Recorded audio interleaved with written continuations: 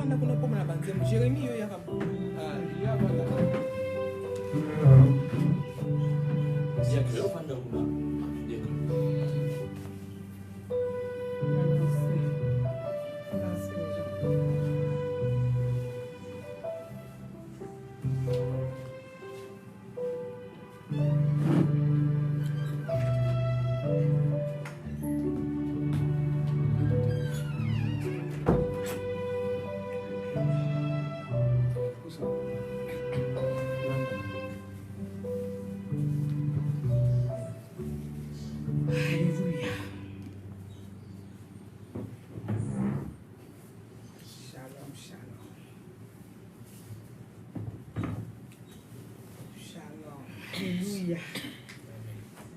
déjà live utiliser monoko le temps de pouvoir banda bakotaka tete ya baya Noël Jésus.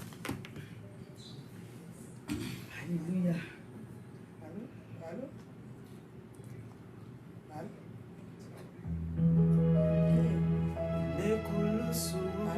Alléluia.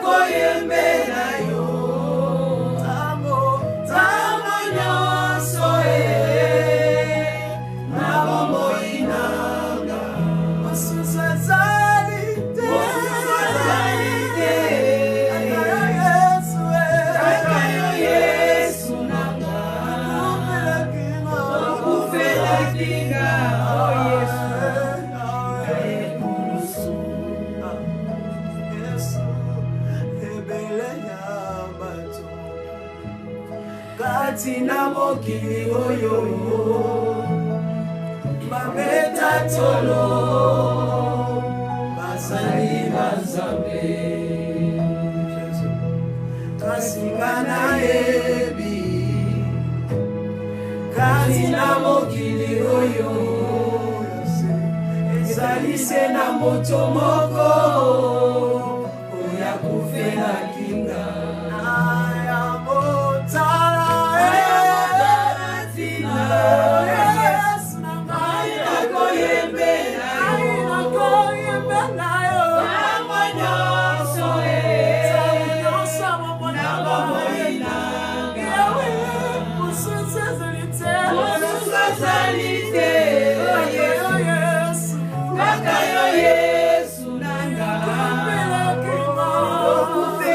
King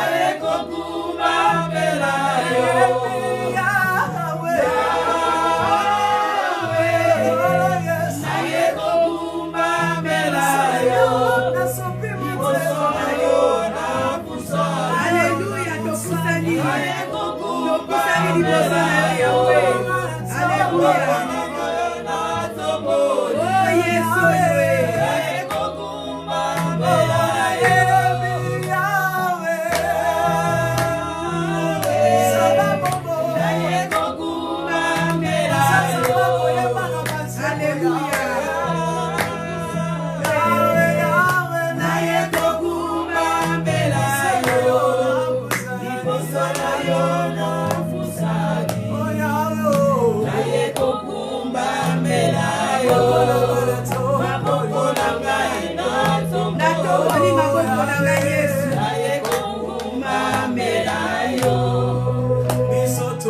Oh Yesu totomboli yo na ndako yo mokolo totombola yo na ndako papa na bongo ya doso totombola yo Yesu na kati ya ministère na nga Yesu totombola yo na life lelo totomboli yo na prière lelo totomboli yo Yesu.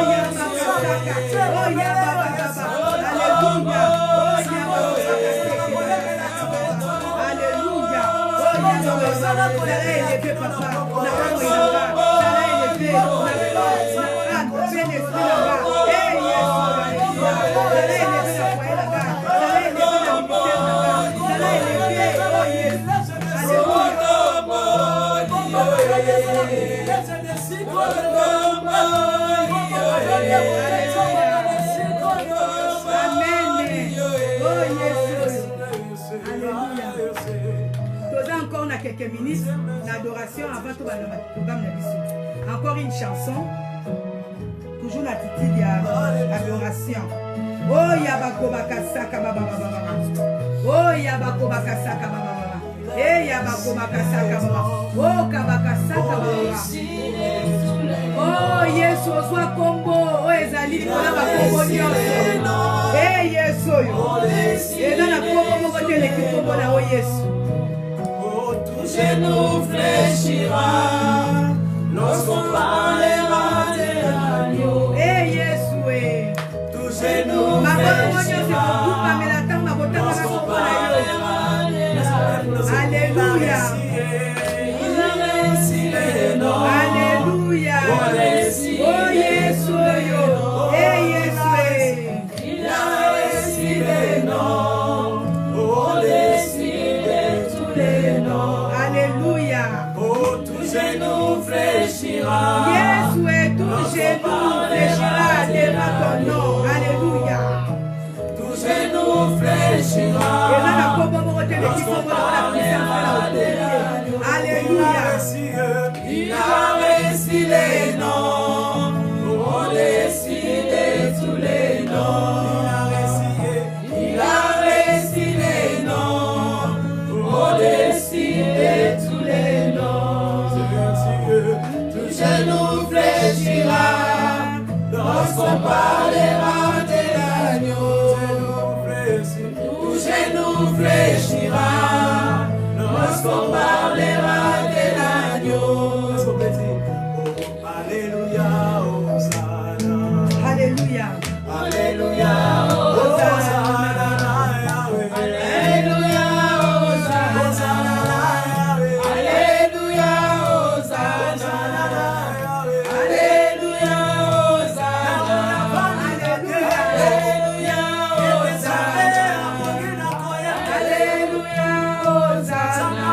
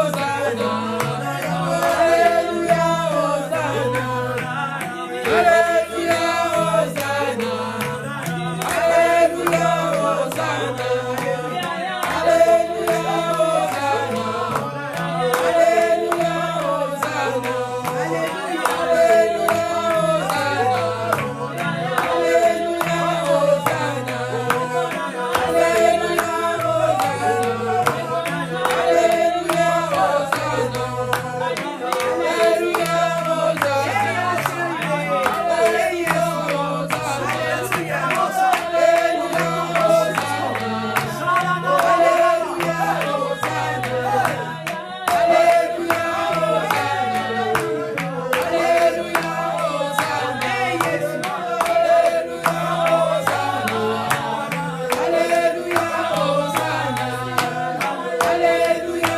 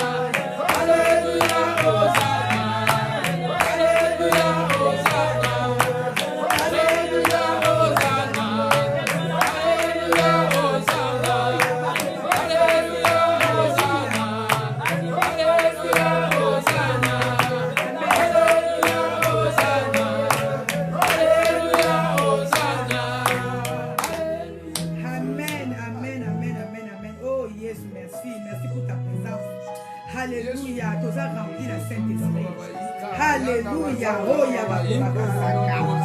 Alléluia. Oh, Yabakobakasaka. Oh, Yabakobakasaka. Oh, Yabakobakasaka. Oh, merci pour la puissance de Yo. Oh, merci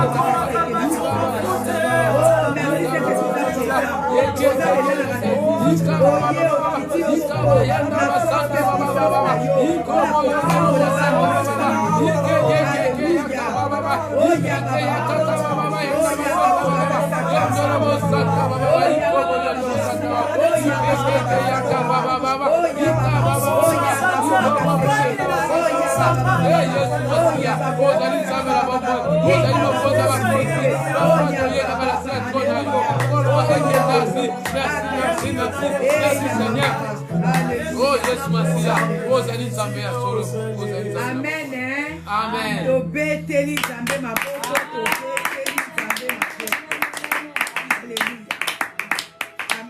Amen. Alléluia. Bando nanga nzamba pambola biso. Na bandeko boza live bozolanda biso bozaki déjà connecté. Pe molimo santo azaki pe na bino est-ce que vous avez kolanda biso? Oh merci Saint-Esprit de Dieu. Bando nyonso bokoti bozaki connecté. Nzamba lola amonaki bino azape na bino. Lelo ezali un peu programme moko spécial. Na lingaki to sala ba prière. To sala la prière ensemble. Mais avant de prier, na kopesa moi exhortation, na kopesa ba verset biblique pour comprendre importance ya thème nanga to ya prière ya lelo. Alléluia, nzamba za bien. To bondeli po na moment oyo, to ndimi ke nzamba za déjà wana, to tika moment oyo to ngiko yoka banzambe na maboko na yemoko, pe molimo santo yemoko aloba au travers de ma bouche. Bato bakolandanga balandanga te me bayoka oyo molimo santu azotia na munoko nanga. Alléluia. To bondeli au nom de Jésus-Christ. Père éternel, merci pour un moment agréable, moment précieux oyo pesibiso bana yo. Papa, oyebi posa mutu moko moko. Oyebi epai wapi mwana yo moko moko azolea na kati ya motema na ye. Oyebi nini ekangi mwana ona moment oyo. Mais lelo okiti o Seigneur mon Dieu mon roi. Nazana liloba oyo pona kokangola. Papa nazana kondima ke oza kokangola lelo. Papa okokangola oyo nyonso akozala connecté na liloba oyo. Papa zwa kembo zwa ya. Tozu possession. Seigneur mon Dieu mon roi esika oyo. Pe moment oyo Saint-Esprit moko kamba yango moko dirige yango. Papa na siki bana o nyonso bisika bazali. O baza connecté, o baza ko suivre programme oyo. Na bandako na bango bisika bazali na ba voiture partout. Nzambe alola molimo santo lobela bango. Papa oyo nyonso kokota pona ko déranger. Papa akuta na biso te makuta na molimo santo na yo. O azali présent na moment oyo. Papa zwa kembo zwa nguya dans le nom puissant de Jésus-Christ de Nazareth. Nous avons tous prié. Amen. Amen. Amen. Amen. Bandoko nanga nzambe apambola biso nyonso. Lelo nalingaki to prier. Mais thème nanga ya prière lelo ezali to prier pour la délivrance na biso. Prions pour notre délivrance. Bandoko nanga mbala mingi tozo na l'église. Mbala mingi tozo sala ba veille de prière. Mbala mingi tozo kota ba retraite. Mbala mingi tozo kino kutana ba sala nzambe. Objectif ezalaka nzamba pambola biso, nzamba pesa biso mabala, nzamba pesa biso ba voyage, nzamba pesa biso mbongo, nzamba pesa biso mabota. Mais peu d'entre nous, oh bazako kende ko luka délivrance. Bandonanga, délivrance ezali importante na vie ya mwana nzambe. Délivrance ezali importante na vie ya mwana nyonso ya mosali ya nzambe to ya mwana nzambe. Lelo tokoki koloba ke non, délivrance ezaka pona bato bayebi nzambe te. Non, toza komi kosana. Délivrance ezali pona biso bato toyebi nzambe. Délivrance ezali pona biso bato to bengami bana nzambe. Peu importe ba titre na biso, peu importe oyo biso tozali na kati ya musala na nzambe. Bando nanga, délivrance baluka yango. Soko oyebi qu'est-ce que la délivrance? Oko luka yango ndo nanga. Oko tia même papu wana na se. Oko lobateke parce que nga naza pasteur. Oko lobateke parce que nga naza prophète. Oko lobateke parce que nga naza intercesseur to intercesseuse. Oko lobateke parce que nga naza chantre. Biso nyonso toza na besoin de délivrance. Tout le monde a besoin de la délivrance. Et surtout biso bato to bengami bana nzambe. Na kotalisa bino importance de délivrance au travers ba verset biblique o nga na zwaki awa. Bando nanga toza na bosenga ya délivrance. Le toko ba ke oui, naza mosali ya nzambe ça me suffit. Non, oza mwana nzambe, oza mosali ya nzambe. Et c'est que ba ke bomoi na biso batu ezali composé na 3 parties. Toza na corps, toza na âme, toza na esprit. Okoki kozala mwana nzambe na molimo, mais na nzoto na yo oza na besoin de délivrance. Okoki kozala mwana nzambe peut-être na molimo, mais âme na yo eza na besoin de délivrance. Lelo batu mingi baza ko beba parce que balati orgueil. Balobi ke non nga naza pasteur, nga naza prophète. Nakoki kozwa délivrance te, nga naza mosantu. Nde onanga nul n'est parfait si cette terre. Biso nyonso toza basumuki. Biso nyonso toza na makambo oyo eliya biso même na bafamille na biso. Biso nyonso toza na makambo oyo ezosenga ke babondela biso pe na batu oyo baleki biso peut-être na spiritualité. Mutu moko aza na papa na ye to mama na ye oyo akokende pe afuka me lobi bondela nga nzambe. Mutu moko akoki koloba ke ye aza mosantu aza parfait.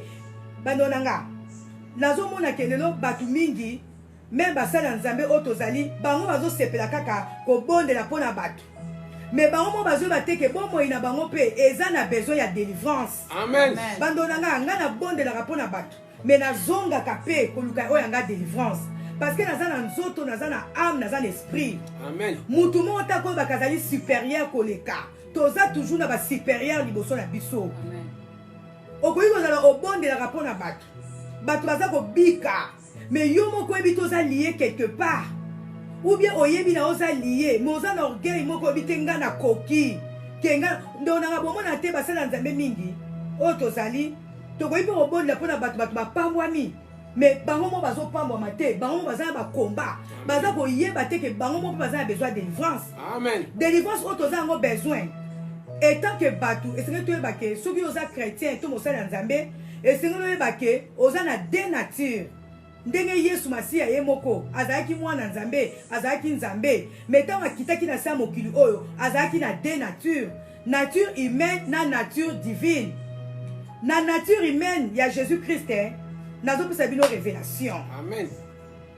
Soki totangi na Jean azali mutu oyo atindamaki avant Jésus-Christ de Nazareth, azalaki kobaptize bato, anonsaki na bato ke to changer ba vie, ke to se repentir.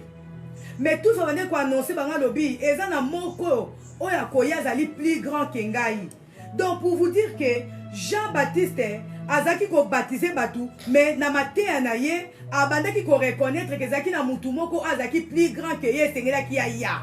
Oyo ke ye moko etant que Jean-Baptiste et sengelaki ya kene pe ko fukamela po azwa pe oya ye nini royaume des cieux.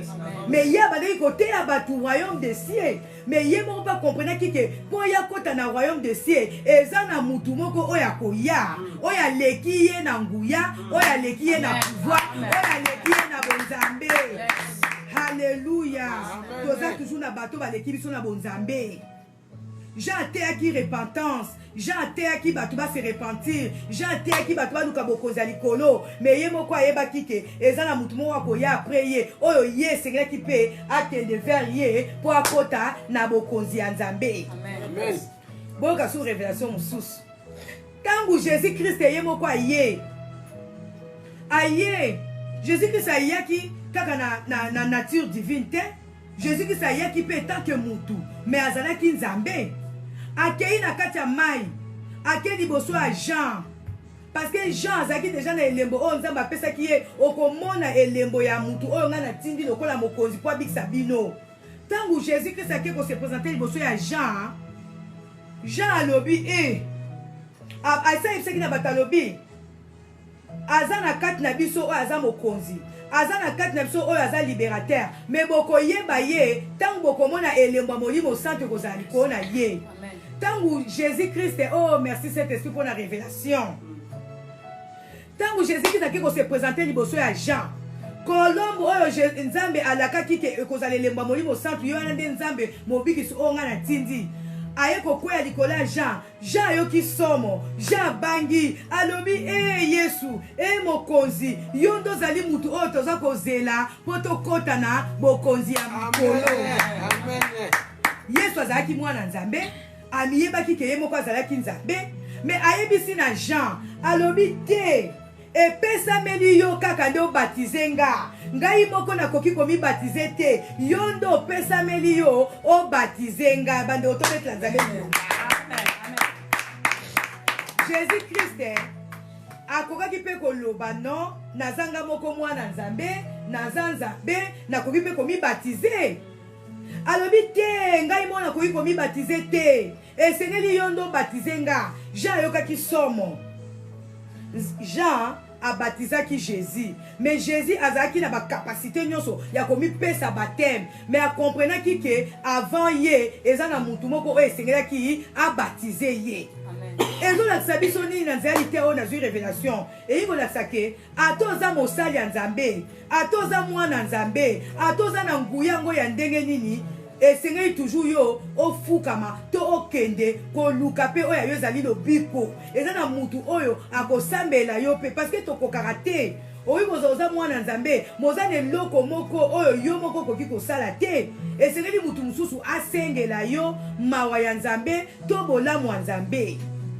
Moi je me rappelle mama na nga molimo mama bopeya na apresaka ye mingi na komikitisa na ye mukomsusu na kati toza na baprière na intercession alobi abi Sylvie boya botyanga maboko bobondela mpo na nga mazalaki mama paster na biso akomprenaki ke etant ke ye moko mosali na nzambe esengelaki basala nini babondela mpo na ye eza na basala nzambe mingi to bana nzambe mingi lelo bandimaka te ke bakoki mpe kobondela mpo na bango bandimaka te ke bango mpe baza na bafaiblesse bandimaka te ke bango mpe baza na bosenga ya délivrance okoki kozala otondisami na molimo mais na corps oza lié âme na yo ekoki kozala possédé mingi toza basali ya nzambe lelo mais toza na bafamille oyo touta lelo kokobengama mosali na nzambe oza na famille outa nango famille ya soloka famille ya magie famille ya makambo mabe famille ya kindumba famille ya songisongi famille ya lokuta ata oza mosali ya nzambe oza lié na makila esengeli oluka délivrance. Amen. lelo tolobaka ke bato mosusu bazalaka toza na topartageaka na mosali ya nzambe moko bino il y a deux sortes ya sorcellerie. Sorcellerie inconsciente na sorcellerie consciente. Mosusu okozala oza na ndoki te mais obotama na famille bandoki ta mosusu koko na yo azalaka ndoki ta mosusu mama na yo azalaka ndoki mais yo oza mosali ya nzambe ata oza na kindoki te mais makila na yo eza ya famille bandoki esengeli olukela yango nini délivrance. okozala oza mosali ya nzambe okozala oza mwana nzambe mais lokola makila na yo euti na famille ya soloka bakomona na kati na yo makambo kaka ya mabe yo koyeba te esengeli na yo basambelela yo. toza na besoin ya délivrance ata nga naza na besoin ya délivrance. Alléluia. tokocomprendre lelo pourquoi esengeli tosambela mpo na délivrance na biso.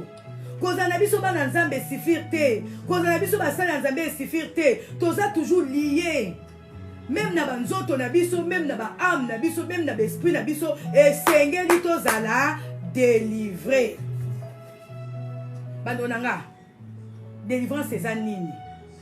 Délivrance ezali d'abord mutu fa luka délivrance mutu yo moko na conscience na yo esengeli oluka délivrance. Délivrance ezali processus. Délivrance ezali lokwa lelo na lobi te. Délivrance ezali bokona moko esengeli oluka délivrance. Délivrance ezali traitement spirituel. Ndenge tokendaka pa bamédecin tolukaka traitement ya nzoto mais molimo na biso to âme na biso eza na besoin ya traitement oyo ezali babengi délivrance.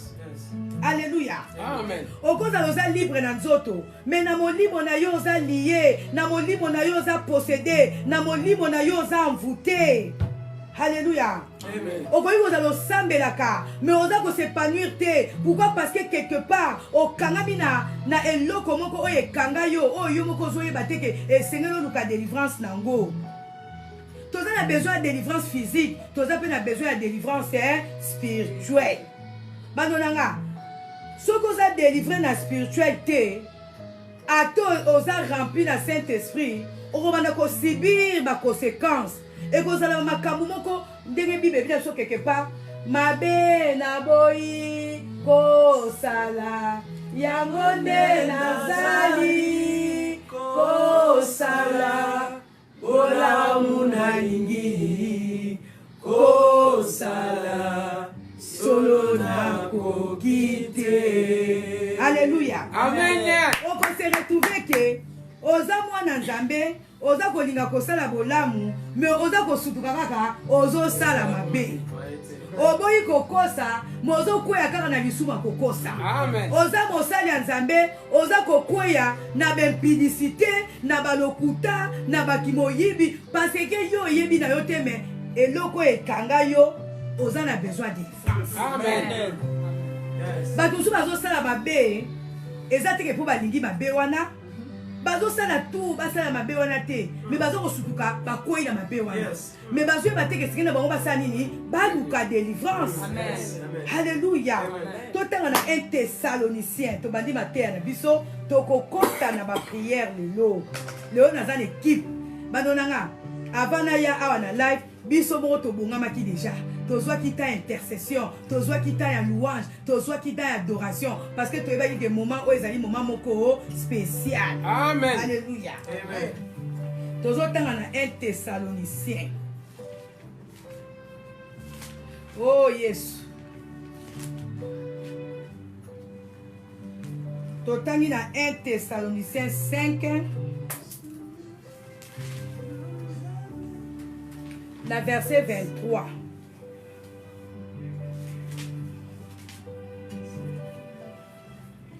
Na verset 23, Bible Sibiso, que le Dieu de la paix lui-même vous fasse vivre totalement pour lui. Nzambe a besoin, que le Dieu de la paix lui-même vous fasse vivre totalement pour lui. Bible de ça que Esengeli Nzambe emoko asala ke to vivre totalement pour lui, qui garde toute votre personne, votre esprit, votre âme et votre corps. Nzambe azana besoin ya corps na biso, esprit na biso, âme na biso, ezala totalement ya Nzambe. Mais toza ebele toza binga bana Nzambe. Soki molimo na biso eza ya Nzambe, âme na biso eza ya Nzambe te. Soki âme na biso eza na Nzambe, tozomona ke corps na biso eza na Nzambe te. Nzambe alingi tozala totalement ya ye na nzoto na âme na molimo. Tozala totalement ya Nzambe. Alléluia. Amen. Mais si nous balobi awa, alors on ne pourra rien vous reprocher quand notre Seigneur Jésus-Christ viendra. Bandonanga, ce qui corps na biso, na âme na biso, na esprit na biso, eza totalement pas Nzambe, bako reprocher biso te. Mais tous à la reprocher pourquoi? Parce que bazo kuta na kati na biso, une partie à Bonzambe, une autre eza na Bonzambe te. Na molimo toko za la remplir la scène, toko za la remplir na badon. Mais makambo tozo sala comportement na biso, ezali na biso, eza ya Bonzambe te. Mais Nzamba lobi que le Dieu de la paix lui-même vous fasse vivre totalement pour lui. Bandonanga, lokola tokokaka te, esengeli biso nangana bino to luka to vivre totalement pour Nzambe. Toko luka ko vivre totalement na Nzambe na nzela ya délivrance. Parce que tokomona na kati na biso tozana ba mabe moko, tozana makamoko oyo ezoliye biso, tozana ba comportement moko, tozana makambo susu oyo tozosala malgré biso, tozosala ngo Nzambe alingi te, esengeli toluka délivrance. Alléluia. Amen. Oh Yesu aza malamu. Toke otanga na Galate 3. Alléluia. Na otanga mbamba parce que faut tosambela na Galate 3 verset 13. Bible sibiso, mais le Christ nous a libérés à grand prix de la malédiction de la loi. C'est lui qui a été frappé de malédiction pour nous. En effet, les livres saints disent la malédiction frappe celui qui est pendu à un arbre. Badonanga, heureusement pour la biso, Nzambe asa bongisa nyonso, Nzambe asa sala ke biso ba auto yambiye, biso ba auto lingiye. Alléluia. Ba malédiction quoi la biso te. Mais tant yo ozo reconnaître, alléluia, que quelque part oza ko vivre pour Nzambe te, luka délivrance et ko pesa melayo. Alléluia. Babi na biso awa, Jésus-Christ asa arracheta biso na ba malédiction oyo et kanga ki biso na nzela ya loi. Loi nezali nini? ezali mobe comment déjà essayer le baki que mutu nyonso abotami na nzela ya mwasi azali pécheur. Tozara déjà condamné. Mais tant que koyamba Jésus-Christ comme Seigneur et Sauveur, automatiquement Jésus-Christ a ça racheta biso. Alléluia. Mais problème o toza ko okuta nango lelo. Alléluia. Oh Yesu Masia. Toza ba problème oyo tozokuta nango lelo eza ba problème oyo euti epa na biso moko te mais eza ba problème oyo malgré toyebi nzambe eza ba problème oyo euti na ba famille oyo touta. Amen. Alléluia. Amen. Yo yambino nzambe yo za na yo mwana nzambe yo za na yo mosali ya nzambe mais place yo uta yango nde eza problème. Amen.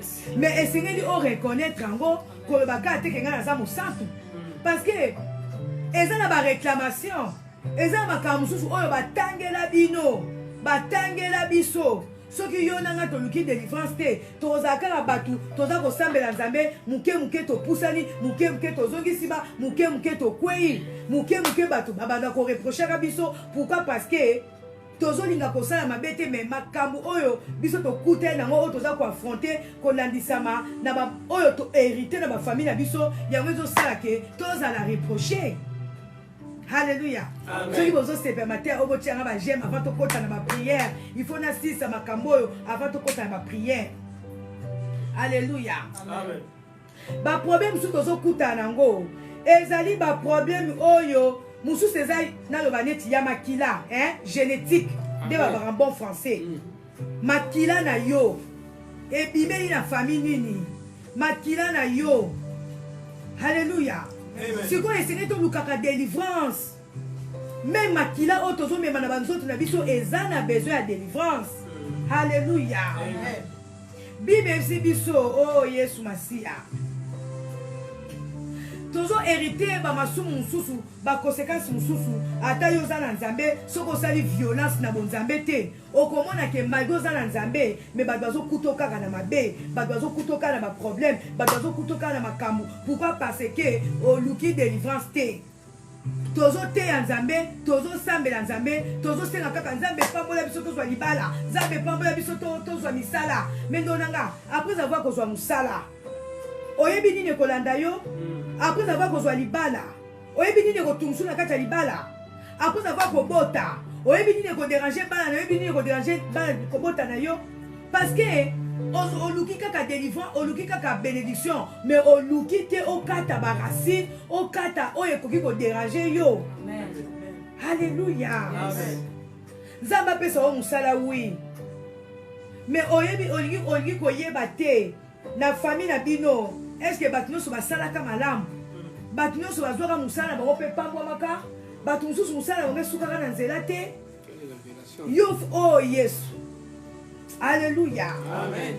Osengi libala oui mais libala na yo osengi oyebi te nini ekodéranger libala na yo okozala mpe nzambe apesa libala mais okoti libala yango ozonyokwama oza déranger oyebi te na famille na bino banani babalaka mabala na bango ezalaka déranger il faut banda koyeba yango soko oyebi yango okoluka délivrance ntango ozosenga libala ozosenga mpe bénédiction mpo na venir eloko wana oyo ozosenga.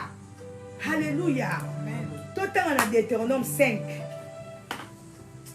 oh nazwaki barévélation moko oh Jésus-Christ nalingi avant toprier totanga mpenza mpo tocomprendre. Alléluia. Alléluia. Tozotanga na Deutéronome 5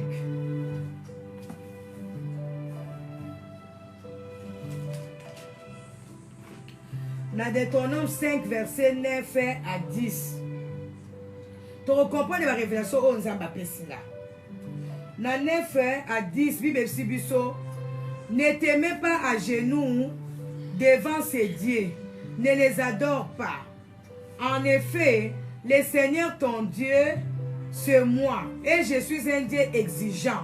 J'ai puni la faute de ceux qui me détestent. J'ai puni aussi leurs enfants. Alléluia. Jusqu'à la 3e ou la 4e génération. Quelle révélation. Mais je montre ma bonté. Mais je montre ma bonté pendant de milliers de générations à ceux qui m'aiment et qui obéissent à mes commandements. Amen. Tu comprendre pourquoi c'est que tu as délivrance? Parce que Nzamba lobi aza kopinir. Alléluia. Nzamba lobi aza Dieu jaloux, aza exigeant. Alors j'ai puni la faute de ceux qui me détestent. Alléluia. Amen. J'ai puni aussi leurs enfants. Badonanga biso toza ba innocent. Yo nanga toza ba innocent. Deutéronome 5. Alléluia. Verset 9. Donanga yoza mwana nzambe, yozo sepela na yo, yozo banga no nzambe. Mais du fait que outi na famille oyo ba banga nzambe te, outi na famille oyo ba détesta nzambe, outi na famille oyo ba saka makambo sepesa nzambe te. Nzambe emo kwa sa lobaki, j'ai puni ceux qui me détestent. Yes. Alléluia. Alors j'ai puni aussi leurs enfants. Yes. Lelo toza ba innocent na makambo ebele. Toza ko sibir kanga makambo ndonanga. Outa na famille nini yango biso ba papa biso ba mama toza na nyongwa kosala malamu po nzambe apinir bana biso te po nzambe apinir bakoko na biso te biso ba oto yebi nzambe lelo koyiko ba wi na koyina nga kosala nyonso na nina sala nazo finga na nga mutu nyonso na lingi nazo tonga na nga mutu nyonso na lingi na koyiko tuka na nga mutu nyonso na lingi na koyiko sala mutu nyonso mabe mutu akomona nga za te wi. Mais oh yo sali Zamba sepe nango te o sali makambo oyo ezali contre na volonté nzambe yeba ke yo kofuta ata yo futa ngo te bana na bakoko na yo bakofuta. Amen. Yes. Yanga toza na nyongo ya kosala malamu toza na nyongo ya koluka toujours kobongisa. Pourquoi? Parce que tolingi te mabe na biso bana biso bafuta soki tozo bakelo bana biso baza ba innocent biso pe na makamzu toza ba innocent peut-être ba koko na biso basalaka na ba mama na biso basalaka ba papa na biso mais c'est to luke nango délivrance. Amen. Alléluia. Amen. Et puis awa nzambe autant na tanga ki mateo na bi yango mona batu mususu ba vila bango eza tela eza nango bango te yazo banga ne nzambe mais eza na batu oyo basala bango mabe. Mais il faut éviter azo ya kakoluka Zambe pambola mozo senga teke Zambe kangolanga Zambe mangolanga na botuka famille Zambe longolanga ye mabe bakongolanga basala ekwe na ngaite mabe ya papa nga ekwe na ngaite mabe ya mama nga ekwe na ngaite yo zaka wana Zambe pambolanga mais là Zambe opambola yo lipambo ya kokuta mabe moko basala na famille na bino. Alléluia. Amen. Oh Yesu. Moi, je montre ma bonté pendant de milliers de générations à ceux qui m'aiment et qui obéissent mes commandements. Bandonanga, le nasa mokili oyo, tozo kuta na ba famille mususu basa kate fort mon côté. Babota bakuta bozui, bango mo peka ka bozui. Amen. Parce que na famille na bango batu basala ka bolamu. Batu balukela ka batu bolamu. Batu balesa ka ba orphelin, batu bapambola ka batu baluka ka bolamu. Yango moni bolamu wana ezo kita tina bana tina bakoko. Eza na ba famille mususu ko talobi famille o bien, bango baza bien, bango baza na bolingo bango bapambwa mai. Moyebi te bana bakoko na bango, batosa ka nzambe, babanga ka nzambe. Yango bazo pambwa, eza ba famille mususu. Yozo kuumela kokotaka ba jeune prière pour zwa libala.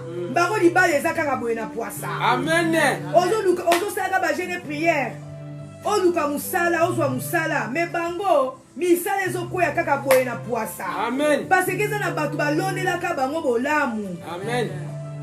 Nyoso pona bango eza parce que nzambe maka lobi awa, je montre ma bonté. Alléluia. Amen. Pendant de milliers de générations. Mais ça n'a pas tout ce qu'on y a pas beau eza passe. Ata za ko sala mais pour ami sombe la table ah yes. Parce que na famille a outil bazaka ki kokoto. Donanga soki boza na koko mo bazaka ki kokoto yo patoza na mbongo ozaka ki kokoto. Amen. Ko bana ko mi sepesate. Amen. Oza ko na ko lia na yo moko oza ko sela ngo ba kakini. Mais oza na mbongo eza na ngo yo te. Place yo outil bataki kokoto bazalaka. Amen. C'est juste. Quelle révélation. Mais dans la mutu mususu atazali na mbongo te susi na ekaka lia na batu susi na ekaka pesa batu. Amen. Pourquoi? Parce que famille a uta bakoko na ye bazala batu ya kolia na batu baza batu ya kobelaka na batu baza batu ya kovandaka na batu yango wana mpe ezocontinue. Amen. Mutu so omona ye azosala mabe landela famille auteli eutaka na famille. Parce que je montre ma bonté pendant des milliers de générations. Donc, le bateau va souffrir. Et ça, c'est pour que ça sali ma bé. Et ça, c'est parce que bango bazo luka na bango délivrance te. Bango bazo luka na bango délivrance sa vie na bango te. Pour na bango kaka to pambo. Mais après il pamboli.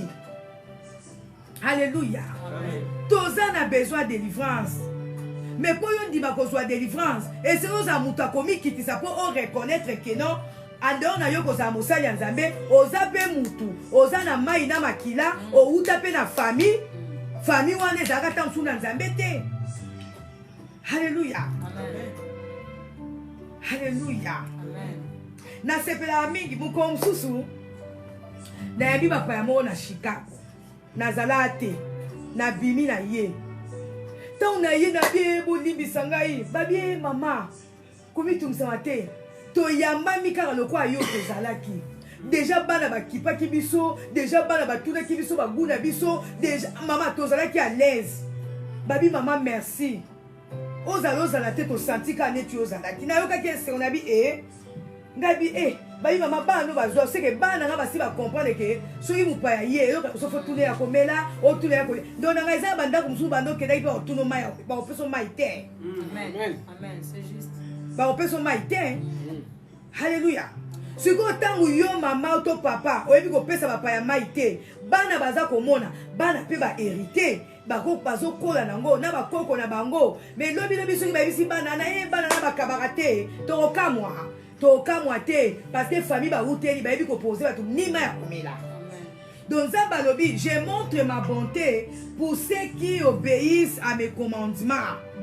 Alléluia. Tous en a besoin de délivrance. Oh Yesu Masia. Ba maladie mususu ndeko nanga. Eza pe ba maladie moko oyo batu ba hérité. Combien baza na mbongo? Combien baza bien, mais autant la kala quelque part, tant sous pona yeza mabe, ata pa ko ima futa ngo ndenge nini, ata za na mbongo ngo ndenge nini. O mona kaka de onanga meba maladie oyo. Batu so baza na mbongo me banda ba ndeka ko tungisa ma. Ezati que parce que ye azwaka soin ya santé na été, mais zali kaka parce que ezane loko moko oye lié ye na place oya uti to découvrir ngo. Alléluia. Totanga na deux rois. Oh Jésus. Le autre c'est la prière à délivrance. Oh merci Seigneur. Totanga na deux rois 5 na verset 27. Bible si sonine. Na deux rois 5 verset 27. Bible lobi oh nanga kotanga parole de Dieu mingi. 2 rois 5 verset 27. Bible lobi oh Jésus. En effet, dans autant cas verset est intéressant pour la biso. Bible dit en effet, la lèpre de Naaman va s'attacher à toi et aux enfants de tes enfants pour toujours. Alléluia. Non, non, non. Muto asala ki mabeza ki Naaman. Mais en effet, la lèpre de Naaman va s'attacher à toi et aux enfants de tes enfants pour toujours. Quand Géasi quitte Élisée, il est lépreux et sa peau est devenue blanche comme du lait. Amen. Donanga. Lèpre oyo ya Naaman. Et kangamaki Géasi pourquoi? Géasi asaki masumu. Géasi alandaki mosala nzambe kwa loba oh no pasteur atininga na zwa offrande. Donanga. Oh pasteur atininga na zwa offrande ndemo proposaki ye ayokaki yo soni yango na lobi pona Géasi azaki na lèpre. Pardon, Naaman azaki na lèpre. tant abikaki alikaki a proposé mosali ya Nzambe Élysée badon mosali ya Nzambe wana boyaki sikoyo Géasi wana lokwa azalaki lokoso o eswe alandi na man alobi prophète abina ngai biloko ngai kopesa ye pesanga ayokaki yo nde soni. Haleluya. Sikoyo Géasi pe azwi nani Naman azwi pe babiloko prophète aboyaki apesi na Géasi. Mosali ya Nzambe okwaza molimo Nzambe Nzambe révélé abi biloko oyo boyaki kozwa mais mosali na yo alandi tant mosali ya Nzambe nani prophète Élysée alobi lokola yo sali boye lèpre oyo elongwaki epai ya Naman ekokangama na yo na bana na yo na bana ya bana na yo.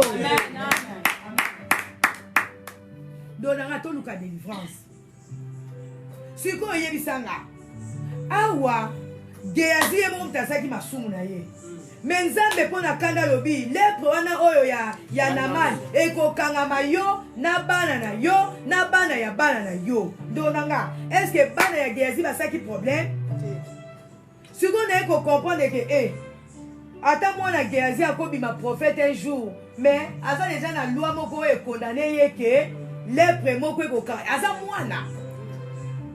Donanga tosala malamu tolinga konyokola batu te parce que mabe oyo ozosala mutu lelo mabe moko oyo ozosala yo moko mpona propre volonté na yo moko. Ndonanga ata yo futi te bana ya bana na yo bakofuta toza na nyonga kosala malamu yanga toza na besoin ya délivrance biso ba oyo tolukaka délivrance ya mokolo na mokolo mutu moko akoloba te kakoka biso nyonso tozali imparfait iyake Nzambe Jésus-Christ de Nazareth oyo asala lisumu te oyo abima na bonzambe na kibosantu nyonso mais biso touti toujours quelque part touti na bafamille oyo esala mabe touti na bafamille oyo baza na ekobo touti na famille oyo baza na bapolygamie touti na famille oyo baza na bamensonge touti na famille oyo baza na lokuta touti na famille oyo baescroc bazali. Amen. Mais luka délivrance yo na mwana te mosala Nzambe pas escroc ngana kuta bandonanga nazomona bino masapote na ministère nanga nakuta na bapaster escroc. Sikoyo paster wana ti azoteya azosambela ayebi te efa kata ta mosusu yangani te ta mosusu place auti baescroc bazalaka bagaza paster abotami escroc mais esengeli naluka délivrance. Amen. Eza bapaster mosusu ou bien bana Nzambe mosusu oyo tozali ata nde tozota bafrère en Christ soko otali aza tema na jalousie mais aza na badon mais ame na ye eza lié na jalousie ta mosusu ye te place auta bazala kaka bajaloux esengeli aluka délivrance. Oh Yesu na bomona basala Nzambe ya jaloux te na bomona basala Nzambe te oyo balinga kaka ke bango kaka nde bango kaka eza bango te eza balien. C'est juste. Oh Yesu merci pour oh Jésus-Christ merci. Alléluia. Amen. Eza makambo mosusu ekangi biso ata toza bana Nzambe esike toluka yango délivrance. Jésus-Christ eloko ezokamwisanga na mateya oyo ndonanga Saint-Esprit arevela makambo natanga nanga makambo oyo mais naye kozwa révélation Jésus-Christ est mwana Nzambe ye moko mwana Nzambe mais akiti alobi Jean-Baptiste yo ndo kobatize nga. Est-ce que eza basala Nzambe oyo bakoki koreconnaître ke eza mpe na bato oyo baza supérieur to baza na badon moko boye esengeli basambela bango nga eza entouré na basali ya Nzambe. Mais ça me fait plaisir aussi à voir que tant sous papa nanga moko bien maman si sambela pe po nanga. Mais boni balukata prière mi mamona kake bango moko nde fo ba mi sambela bango moko fo bango mo ba mi tia maboko e bosimba te. Eza ko la mutu aza docteur atoza docteur okoki komisa l'opération moko te il faut luka moninga docteur okoza loza docteur moza na litoyi ezo déranger yo mais yo za gynécologue il faut luka docteur a litoyi po opérer yo. Amen. Okoki komipesa opération a litoyi te to ya zolo te eza ndenge moko na mosali na biso bana Nzambe tokokaka kaka te toza na besoin de délivrance.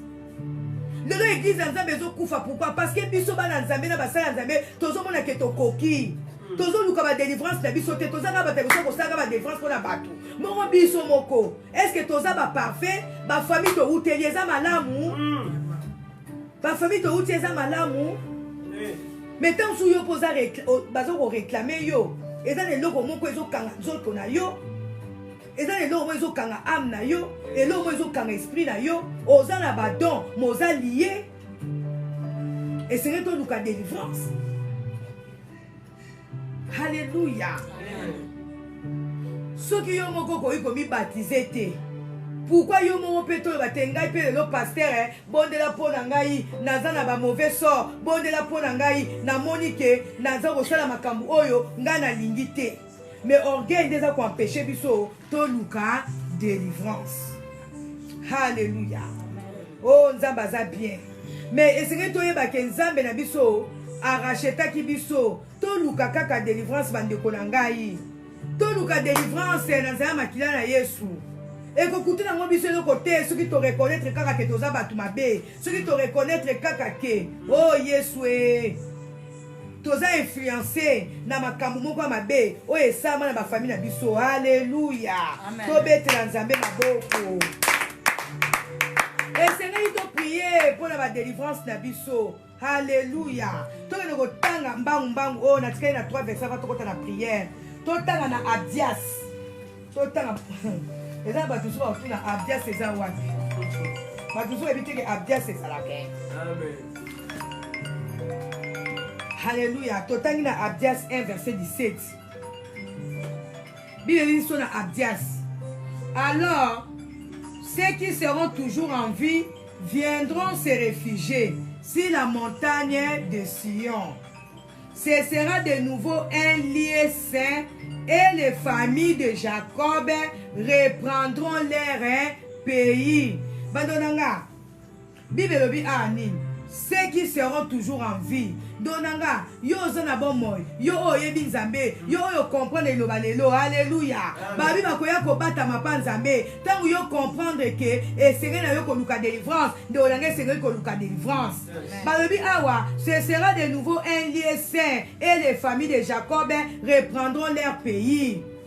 Biso ba otoza vivant encore, biso ba otozo kalibana nzambe. Et c'est que tu ba ke tokoki encore ko posséder mboka oyo parce que mboka oyo c'est tekama. Toza ko sibika ba conséquences. Yo nanga te tosaki masumu oyo ezokanga mboka oyo. Yo nanga ite me ba koko na biso bato oyo bazalaka bakambaka mboka oyo wana yo nanga na tobotama te. Basala mabe pona mboka oyo yo nanga toza ko sibi ba conséquences. Mais c'est que to luka délivrance. Alléluia. Amen. Et c'est tout le délivrance même à quartier na biso ndonanga. Okoza posa béni mais auquel la quartier moko ezaka mvuté ndonanga. Soko luki délivrance à quartier na te okoza na kaka na kati ya mvutuma. Atoza mosala nzambe bandonanga ngana kima. Na bien Yesu nanga. Mutu azana nguya koleka nzamba za te. Amen. Alléluia. Amen. Lelo batu mususu bakoma kokuta na ba conséquences parce que ba bimona kaki ba koka. Oyebi ke na ko ta na bi même Élie azaka rempli na Saint-Esprit mais akimaka bituma ya nani ya Jézabel. Alléluia. Parce que ba yike bituma na ko bundana ngote tamsusu ayanga kuta na ba problème. Ndonanga toza bata ko luka délivrance na biso ya ko luka environnement na biso ezala sanctifié.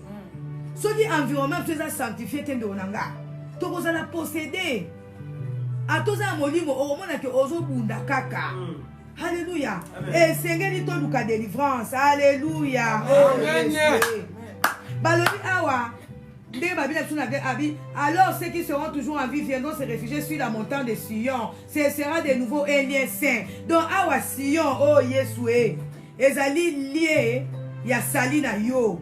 Donanga lobi ko pesa meli encore. Lobi ko eza pona yo. Mais luka yango mata na montagne ya Sion pozwa délivrance na yo, pozwa lobi ko na yo. Kotika la stationnete kenga na koka o koka te. To koka te. Alléluia. Amen. Oh Yesue. Totangi verset mi balia suka poto ko ma prière, le temps de bon ça. Tozaka na 5 sujets à prière. Allumez la prière mon puissante. Alléluia. Amen. Totangi na psaume 69. Oh, Yesu aza malamu. Oh, Jésus. Yesu aza bien.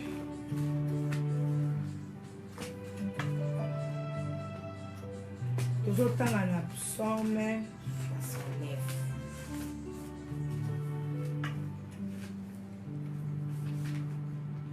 Na psaume 69, verset 35. Bible Sibiso. Ciel et terre et vous, le mer, avec tout ce qui est remis en vous, chantez la louange du Seigneur. Alléluia. Amen. Oui, Dieu sauvera Jérusalem. Il reconstruira les villes de Juda, son peuple. Non, il reconstruira les villes de Juda. Son peuple s'y installera et ils la prendront en possession. Donanga. Merci pour nous, Zambalobi. Alléluia. Toko posséder encore pays. Hein? Yango, toko zoa sous possession. Les lots, toda possible ba conséquences sous. Et dans comme c'est beba na vie na biso, na bandaku na biso. Mais Zambalobi, yemo kwa ko sauver Jérusalem. Yo zali moi na Jérusalem. Ozali moi na Nzambe. Nzambe mo kwa ko reconstruire yo. Makambu na yo beba. Je sais pas. Oya yo beba et beba pour na ba conséquences ya mabe ya libota yo. Mais Nzambalobi, yemo kwa ko reconstruire les villes de Juda. Même à Tamboka, la biso qu'on a reconstruit, ce qui y a to bon pour la délivrance en Boka. Alléluia. Balobi, son peuple s'y installera et il apprendra possession. Mais pour nous, possession, et c'est ça, au bon de la délivrance. Alléluia. Donc, la verset à Souka, dans Ésaïe 4. Oh, merci Seigneur. Naza tellement dans verset, totangi dans Ésaïe 4, verset 2 à 3, Bible Lobi. Un jour, le Seigneur fera germer dans le pays quelque chose de magnifique et de glorieux. Les gens encore en vie en Israël seront fiers et honorés à cause de ce que le pays produira. Amen. Alléluia. Amen. Ma bénédiction na yo est beba. Makambu na yo est beba. Liba na yo est beba. Nyonso na yo est beba. Pona mabe ya batu moko songolo. Réputation na yo est beba. Pona makambu oyo kutai nango. Ozo sala makambu oyo peut-être bakoko na yo balona e bebisela yo makambu. Mais Nzamba lobi awa. Oh Yesue. Un jour le Seigneur fera germer dans le pays quelque chose de magnifique et de glorieux. Yo oyo koluka Nzambe, yo oyo koluka délivrance. Nzamba ko faire germer encore quelque chose de magnifique en toi. Réputation na yo beba pona mabe moko basaila yo. Vie na yo beba, comportement na yo beba, bizayi na yo beba, mais Nzamba ko bongisa bizayi na yo. Parce que bizayi oyo zanango o héritango na bakoko na yo. Mais Nzamba kosala ke eloko ya sika ebota na bomoi na yo. Batu babanda ko sepela na yo, batu babanda ko baketala mwana Nzambe ye yo. Alléluia. Amen. Oh Jésus. Alors ceux qui seront restés à Jérusalem, qui seront encore en vie en Sion, on les appellera consacrés au Seigneur. Amen. Oh Jésus, merci. Alléluia. Oh Nzamba bien. Dans Ésaïe 14, verset 2, Bible Lobi. Les autres peuples viendront chercher Israël pour les ramener dans son pays. Et là, si la terre qui appartient au Seigneur, les peuples d'Israël prendront ces gens comme esclaves, les hommes et les femmes. De cette façon, il gardera prisonniers ceux qui l'avaient fait prisonniers. Il sera le maître de ceux qui l'écrasaient. Alléluia. Amen. Oh Jésus. Tu as besoin de délivrance. Nanya kanga lipamboli na yo. Baloba mabe po na yo. Alléluia. Amen. Balobela famille na yo mabe. Balobela libota na yo mabe. Bachela bino ba limite. Nyonso zo sala. Oyebite ke sengelo bima na ba limite. Oyebite ke bakunda bakombo na bino na libulu. Oyebite ke sengelo na yo todo sambe na Nzambe, atoza na Nzambe, obana koluka délivrance. Alléluia. Amen. Eza bakombo mususu wa famille. Balakela ngo bakunda ngo mabe atosali démarche na kombo ale kosimba te. Alléluia. Amen. Ngana ebi ebela batu ba voyager na bakombo na bango te.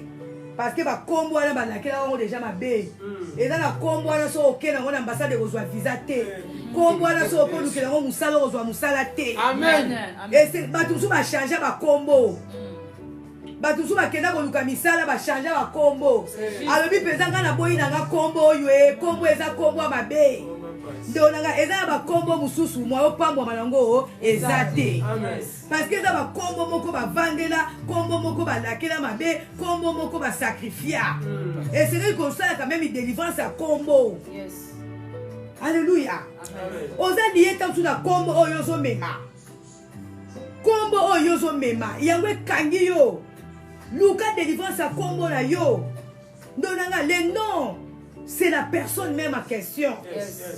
Le nom représente la personne. Kombo oyozo mema. Oyebi. Kombo wana balobela ngonini. Eza na famille mususu. Basala na bango mabete. Mais kombo na bango kaka balakela ngo mabe na bato bayaka avant la famille. Kombo kaka mtekanga yo. Kombo yo memaka. Yango ebebisla yo makambu. Bana ko luka délivrance même ya kombo na yo. Okoza posa mwana nzambe mais kombo zo mema est-ce que ça a une délivrance? Alléluia. Amen. Le de comprendre que même ba kombo na biso c'est que nous avons délivrance. Amen. Alléluia. Amen. Ba famille ska to outi. Toza lié. Ba famille nous ba lakela ngo mabe moko we batu basalaka. Alléluia. Amen. Ya onga na tala batu mususu ozo sa no mabe le bité oza gang. Oui oza gang. Oza gang. Ozo sa mabe oza gang. Ozo nuire bato oza gang. Ozo koste bato makambo oza gang. Oza ko finga bato. Oza ko humilier bato. Oza gang. Moza ko lona. Ponzamba lobi. A ko montrer bonté na ye na bato. Oyo baza ko obéir na parole na ye. Parole na nzambe ezali toza na respect pona bato. To koste la bato makambo te. To luka bolamu pona bato. To nuire bato te yango nde commandement ya nzambe ntango yoza na kati ya makambo te ndolanga nzambe ko montrer bonté na ye te. Alléluia. Oh nzambe aza bien sikoyo tokomi na moment soit prière tokomi na intercession. Oh Yesu lelo tokobondela bopesaka combien de minutes matete esalanga signe mpona baprière po toza na sujet de prière sengeli tobondela bandeko bazolanda biso bango mpe bazwa délivrance na bango moto na motu aluka délivrance na ye kolandisama na basujet de prière oyo ngai nakomaki awa. Alléluia. Oh Yesu sengeli tobondela mpona badélivrance na biso ndonanga moko na moko tosalaka baauto délivrance toyebi te toza bainnocent. Combien de minutes? Tu traînes à 20 minutes. 20 minutes, c'est belé pour la prière. Alléluia. Tu traînes dans un moment avant de la prière. Alléluia.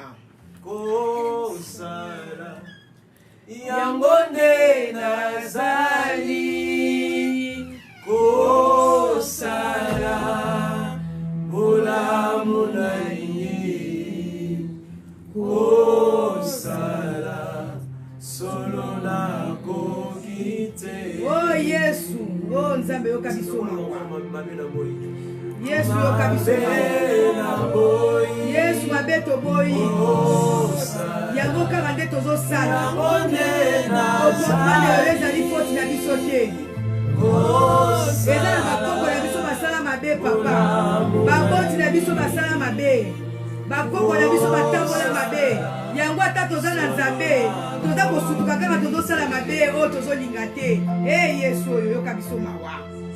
Oh Yesu yo nzambe yalobi ko. Yesu yo nzambe yalobi ko nanga. Na ye pai na yo papa. Na ye pai na yo. Oh Yesu yoka biso mawa. Yokanga mawa papa. Yokanga mawa pona mabe baboti na nga basala. Yokanga mawa pona mabe bakoko na nga basala. Bakoko na nga bazala bato ekomo. Bakoko na nga bazala bato mabe. Bakoko na nga bazala bato koyina. Oh Yesu yoka mawa. Oh Yesu. Oh nzambe Yesu yanga kosunga bana yo bakangami na mabe oyo bango basala te papa. Oh prete Satana, oh Nzambe, Satan abangaka mutu te. Yesu abangaka kaka kombo na o Yesu. Alléluia. Yaonga na beli kombo na o Yesu mpona zwa délivrance. Oh Yesu, merci pour ce paquet makila na yo pona nga. Toza déjà na prière bato baza koyemba. Yo kozolanda nga ozosambela. oh Nzambe. Oh Yesu, merci pona lobiko. Lobiko na nga papa. Osopaki makila na yo pona nazwa délivrance. Osopaki makila na yo pona corps, âme, esprit na nga zwa délivrance. Oh Yesu. Oh Yesu, napesi yo merci pour la makila na yo. Oh Yesu, merci. Oh Yesu, merci. Yo racheta ngai papa.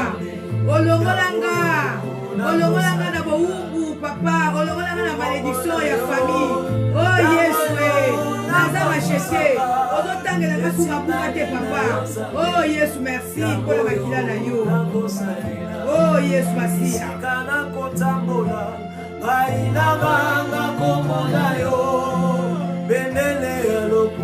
Oh Yesu Masia, yo kama wapona bana na yo bakangami na ekobo, bakangami na infidelité, bakangami na lokuta, bakangami na makambo mabe, bakangami na oyo sepesa yo te, eza faute na bango te papa, ba hérité yango na bakoko na bango, na batata na bango, na bamama na bango, yoka bango mawa papa. Alléluia. Oh Yesu. Yoka mawa papa.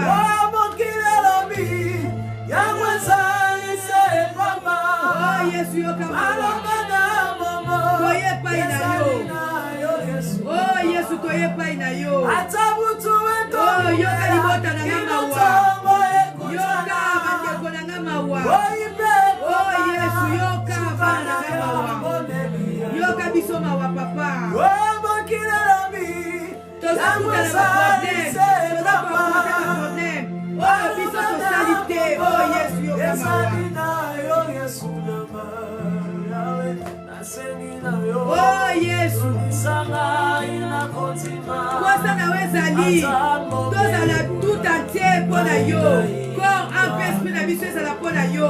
Papa toza ya yo. Mais toza komi monisama. Il parti kaka eza ya yo.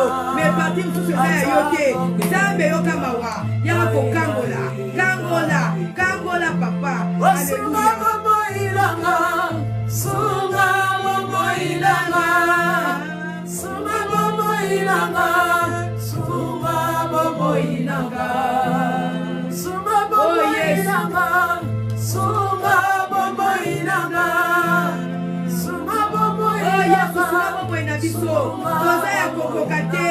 Toza ya kokoka te papa. Oh Yesu yoka biso mawa.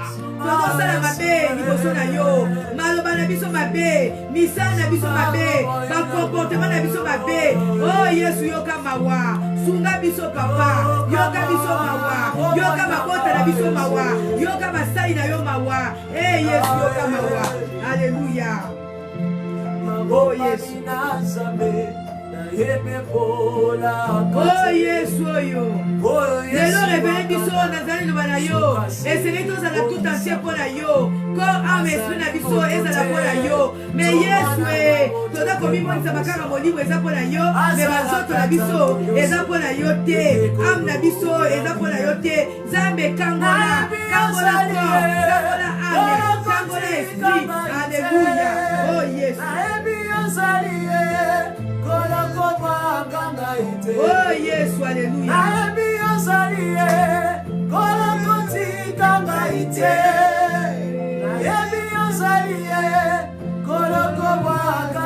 Oh Yesu, yoka biso mawa. Yesu biso moko tozokoka te. Mabe tozoboya yango tozosala papa. Alléluia, yoka biso mawa. Eh Yesu, alléluia. Oh Nzambe aza malamu. Oh Nzambe aza malamu. Ndolanga to comprendre lelo ke oh Yesu tokangami na baservitude oyo toherite na mabota na biso. Tosenga na Nzambe toza kobondela sikoyo. Tosenga na Nzambe alibere biso na servitude. Alléluia. Oyo toherite na mabota na biso. Nzambe alibere biso, ayoka biso mawa, akangola biso. Tokangami na mabe oyo baboti na biso basala. Tosenga Nzambe ayoka biso mawa na kombo na Yesu toke kobondela. Alléluia. Oh papa, libere nga na servitude. Libere nga na boubu papa. Boubu ya libota na nga. Oh Yesu yokanga mawa, yokanga mawa. Kangola nga Nzambe, kangola kombo na nga, kangola nzoto na nga, kangola âme na ngai, kangola esprit na ngai. Yesu to hérité Seigneur, servitude, to hérité mabe. Uti na bakoko, uti na baboti, uti na bakoko na biso. Nzambe alola, yoka biso mawa. Kotanga ya biso babunga te. Nzambe alola, nasengi mawa na yo, na kati ya libota na nga, nasengi mawa na yo, na kati ya ndako na nga, nasengi mawa na yo. Yesu, libere biso papa, libere biso mawa na yo, na mabota na biso, mawa na yo, na mavi na biso. Seigneur libere, Seigneur libere, libere biso papa. To hérité makambo oyo biso tosalite, toza kotuna makambo oyo biso tosalite. Yesu, miu na biso eza ngai na bafui ya ngai oyo tolie te papa. Yoka biso mawa, yoka biso mawa. Libere papa, libere papa. Au nom puissant de Jésus, au nom puissant de Jésus. Oh ya baba baba, oh ya baba baba, oh ya baba bakaseke. Nzambe yoka mawa, Nzambe libere, Nzambe libere makota, Nzambe libere biso todo sala mabe. Oh ya baba baba, todo sala, biso bakota biso basala. Ya biso bakaseke. Oh Nzambe yoka biso mawa, Nzambe yoka mawa, Nzambe yoka mawa. Oh Yesu, bamini na biso kominga, biso tobiaki bamwapesike, e babota biso badiaki yango, biso tokoki bamini na ika bapamba. Nzambe yoka mawa, ya baba baba, oh ya baba baba, oh ya baba baba. Alléluia.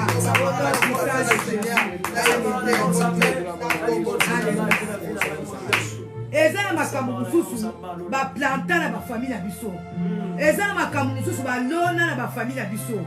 Yo botami okuti kaka balona. Alléluia. Yango lokwa yo yoki liloba Nzambe kele kosenga kandona nga omoni biloko nyonso tosalelaka epa Nzambe ezali. Alléluia. Amen. Tango tosimbaka bakongo mpona kolongola bamatiti ya mabe biloko mabe oyo toloni na bilanga na biso te epa Nzambe mpe eza bongo. Tosenga Nzambe. Alléluia. Oh Yesu alongola na bavi na biso oyo aloni te, oyo asali te, oyo tokuti na mabota, oyo tokuti bakoko na biso balonaka, oyo tokutaki bakoko na biso balonaka. Biso toza kosibika bakonsekanse. Tosenga na Nzambe alongola oyo nyonso mabe balonelela biso na bafamille, balonelela biso na bandako, balonelela biso na bamapangu. Tokende kosenga Nzambe apikola yango na kombo na Yesu tobondeli. Alléluia. Oh ya baba, oh Nzambe, oh yo lo bomoinanga ikola yango oyo lolite na nzoto ya nekikama, oyo lolite na ame na nekikama, oyo lolite na nekikama. Yesu, oyo lolite na nzoto ya nekikama. Na kombo na Yesu, na kombo na Yesu, bakataka nyonso oyesanga na kombo na ngai, oyesanga na kombo na ngai, oyo lona te, Nzambe oyo lona te.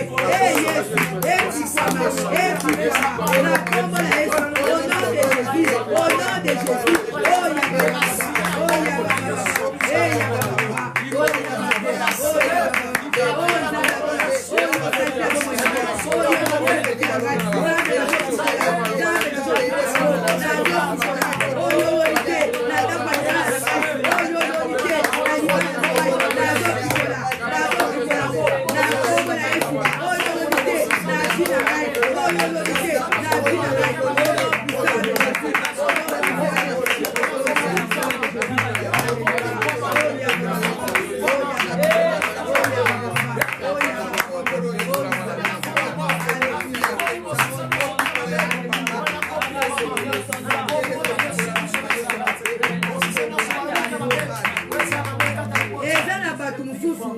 vie na bango ezaka ba problème.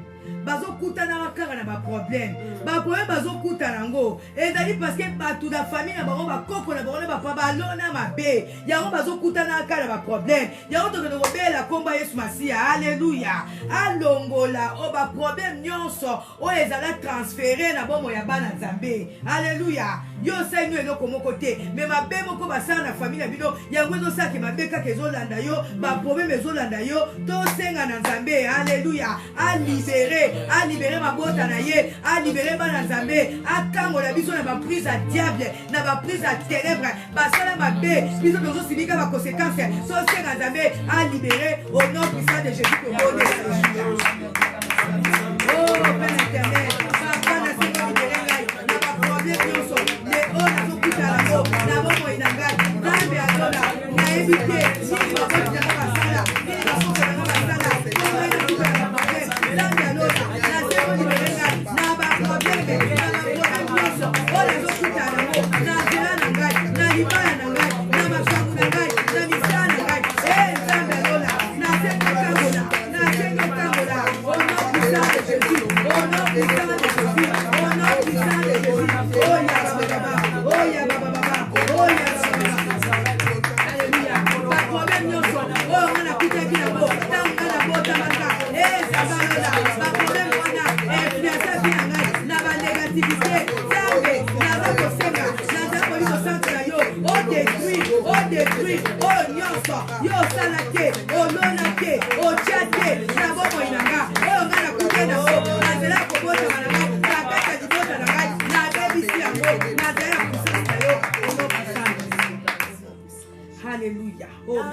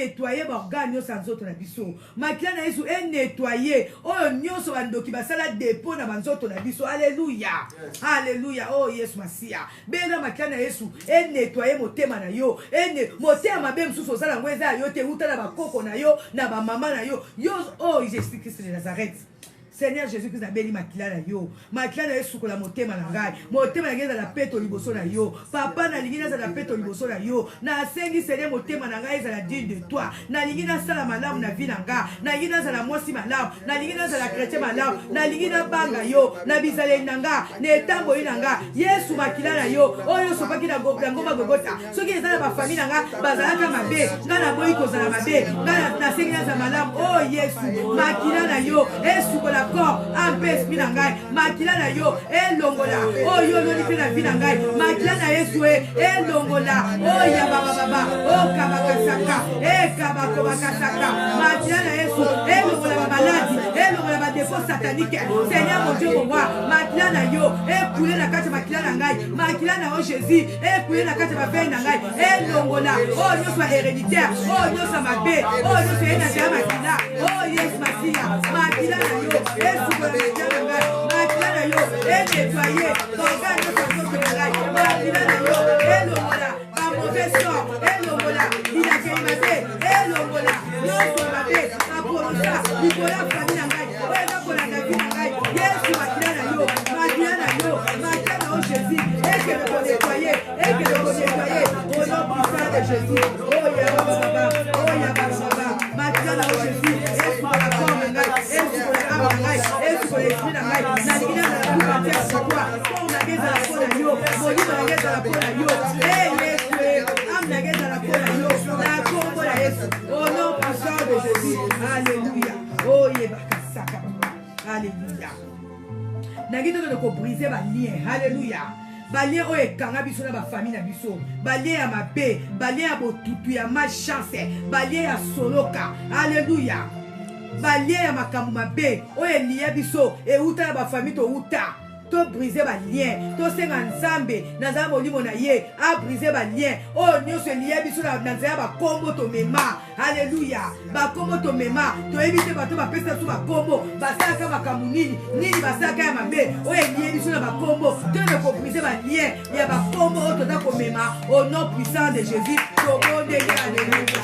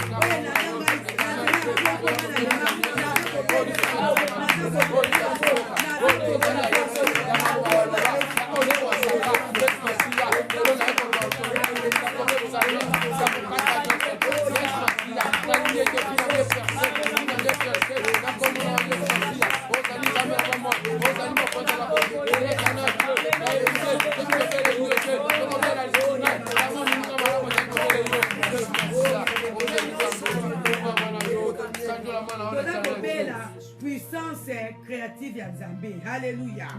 Puissance ya Nzambe o ekreaka. Tobe la puissance ya Nzambe ebanda ko créer, ebanda ko recréer. Oyo Mungu na bebisaki na ba vie na biso. Na banzela ba kombo oyo tomemaka. Na nzela ba mabe ba loba likola ba famille na biso. Na nzela ba mabe ba mauvais sort. Alléluia. Tout no be la puissance ya Nzambe e recréer. Oya biso Mungu na bebisaki toza ko bonya na kombo na Yesu. Alléluia. Boli puissance ya Beyo.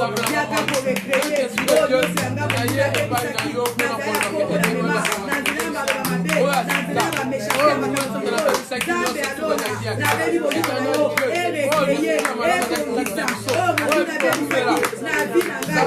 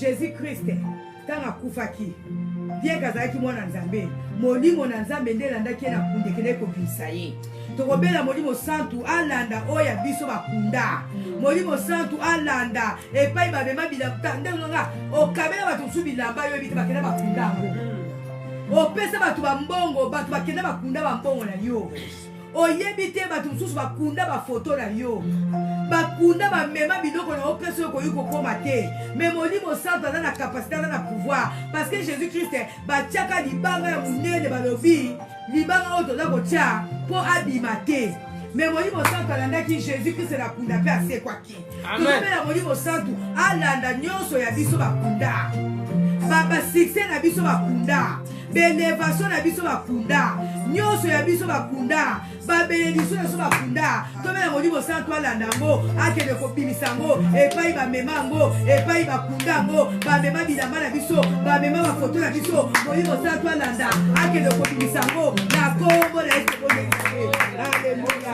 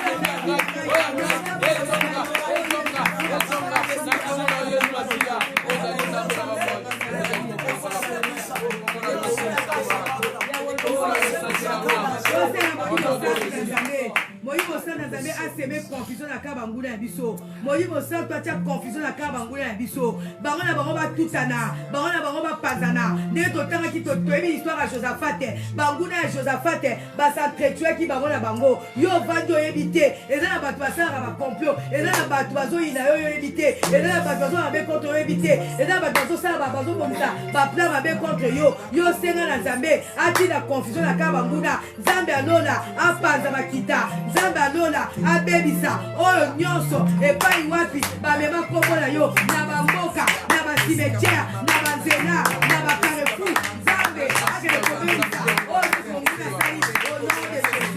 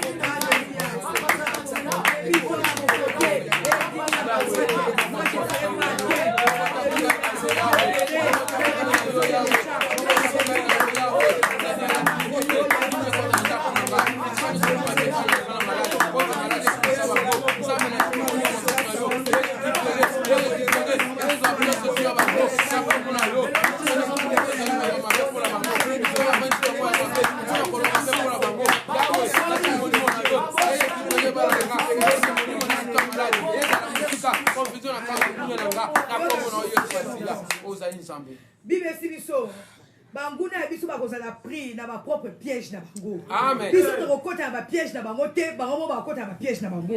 Mitambu ba tie biso na banzela, biso to kota na mitambu na bango te, bango moko ba se retrouver na mitambu na bango. Ba kangama na mitambu na bango de pourquoi kangama na mitambu. Alléluia. To pondeli na kombo na Yesu. Alléluia. L'éternel Dieu la part pour salut sans la bonne moyo c'est bon. Papa na na sa pour la grâce de Dieu pour la paix des hommes. Ouais, madame, vous êtes votre frère. Ouais, madame, vous êtes votre frère. Yamana yé des hommes la bonne moyo. Pour la aider.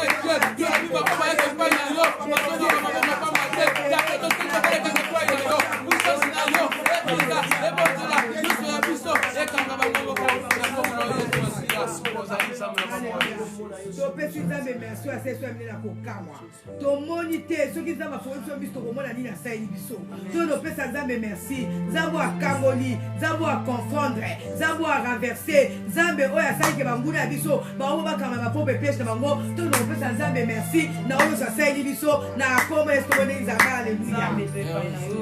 Oh papa na pesa merci, papa na kumisio, a chaque fois na bela ka ozambo za kawana.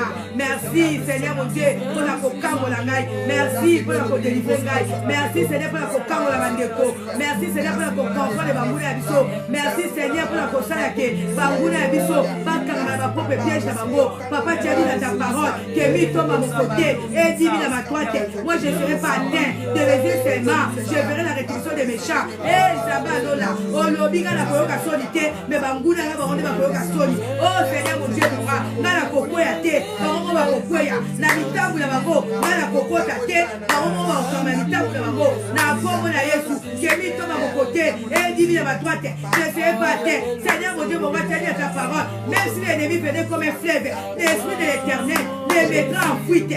Merci Seigneur, quand tu me dis mon aïe, et toi tu es en fuite. Banguna nangai, bazo kima, bazo pandana, oh yakamakasaka.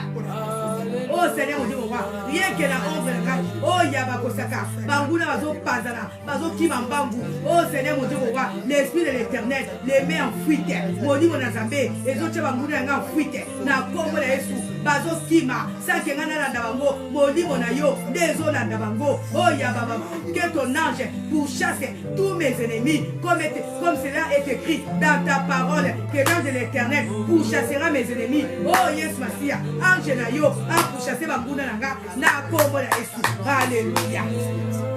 Merci pour ton Zambé. Papa Zoa Kemo Zambouya. Ton Pambolio, ton Koumisio. Merci d'avoir essayé sur la carte de mon. Merci Seigneur mon Dieu mon roi. Tu as vu que yo salaka. Mais aussi au sali. Ton comment yo oh Seigneur mon Dieu mon roi. Ton comment la gloire yo pour se manifester. Na bon moi na biso. Parce que tu as kokamo la ma. Parce que tu as délivré. Parce que tu as racheté. Pour t'atteindre biso ba bunga ba koko na biso te. Pour t'atteindre biso ba bunga ba bote na biso te. Alléluia. To bete bio Zambé ma bote. Alléluia. Amen. Amen. Si vous voyez manzé photo comme les temps la sope ça va nous revoir, tous les manzé ya bato ba uti bitu ba batongi. Alléluia. Zembo ya ba vainqueur. Alléluia. Oh gloire à Dieu. Exaucez ta soupe. Oh tukota tola elonga. Alléluia. Tukota tola elonga. Tukota tola elonga. Alléluia.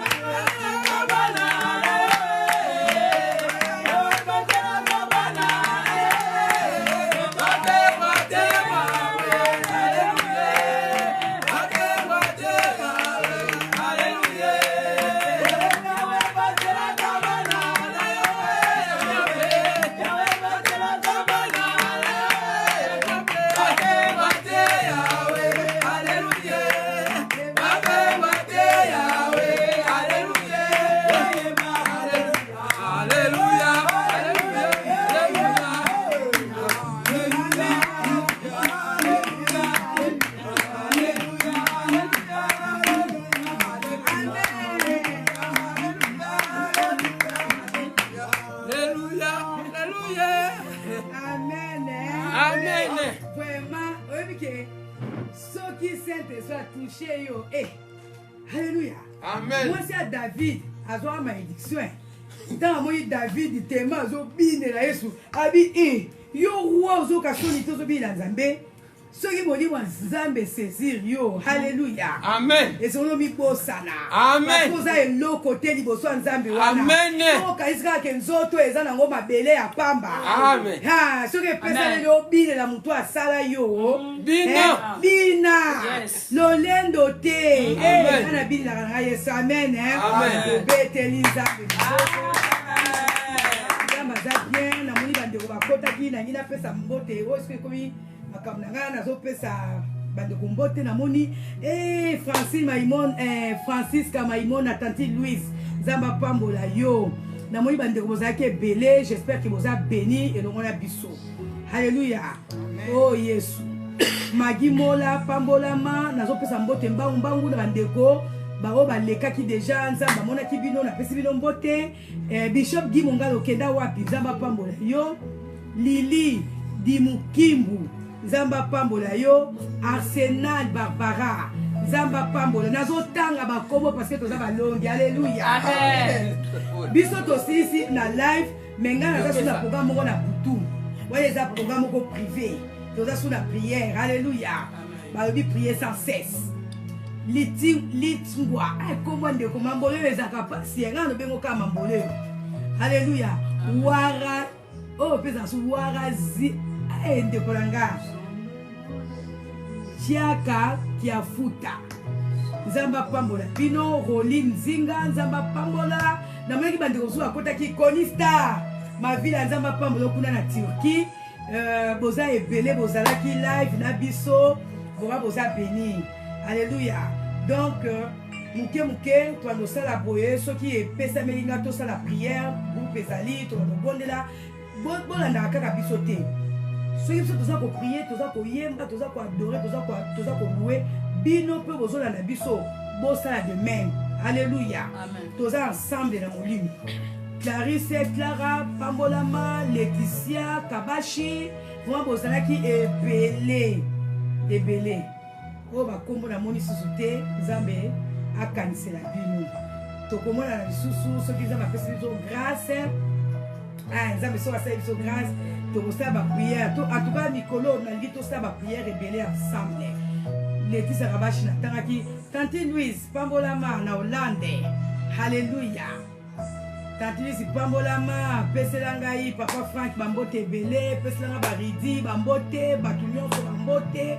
Alléluia. Mukamata. Ah, comment vous Mukamata?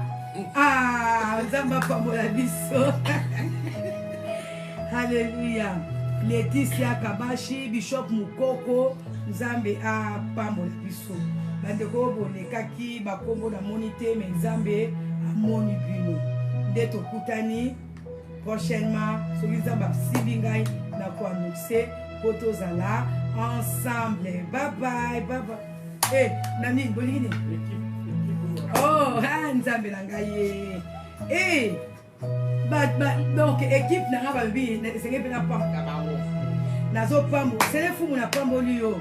Nazo pambola mama Tete Kabeya. Na pamboli frère Jérémy, na pamboli Patience, na pamboli Olivier. Johnny, yo na pambola. Na pamboli Johnny Milongi, na pamboli prophète Bernard. Alléluia. Amen. Wazalaki na clavier na biso. Alléluia. Amen. Nzambe amona bino ndonanga. O ezali sanga balongi. Amen. Tozaka epele. Nde toza awa. Ezala groupe musu baza kuna na next. Bango pe bazo tenir biso compagnie spirituellement. Parce que léon na boutoua eza opesi mbwambo apoyi. Alléluia. Na bonzambe. Alléluia. Bye bye ndeko Lili. Nzambe alola amona bino na lingi bino mingi. Bye bye.